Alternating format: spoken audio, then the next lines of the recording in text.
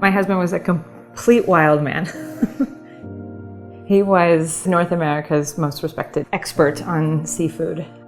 He, over the years, opened many restaurants, helped a lot of people create wonderful restaurant spaces.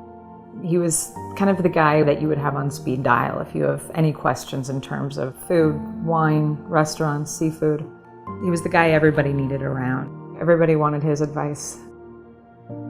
My name is Sheila Flaherty, and I was a caregiver for my husband John for 2 years.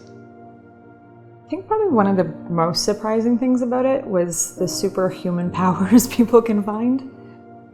Stuff that if you were to tell me 5 years ago or 3 years ago that I would have to be capable of doing, I would have said you were totally out to lunch.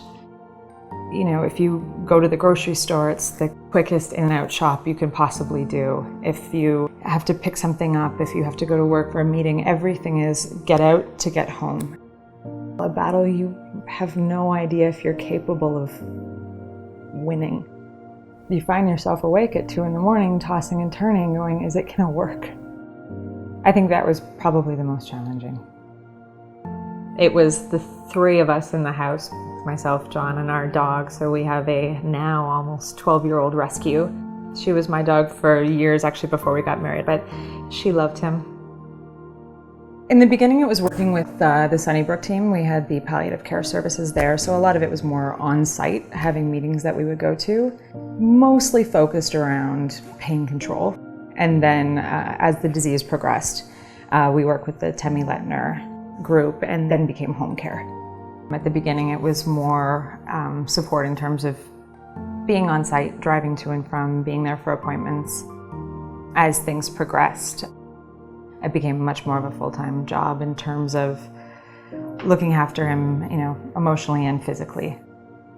This house actually was a result of the disease progressing. It became a big kind of stress point, trying to figure out, you know, how if this keeps going in the direction it's going, what are we gonna do?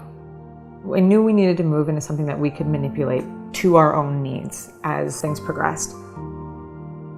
When he got very, very sick, I didn't have the skill set to understand what would help him in terms of foods that he needed. You know, what are the highest fat content things? What are the most palatable for someone in his situation? There would be days where something would go wrong or pain would flare up, and you're sitting there constantly on edge and with this extreme amount of anxiety going, should I be calling 911? Is this severe? Are these markers that I should be aware of? What level of pain is normal versus not?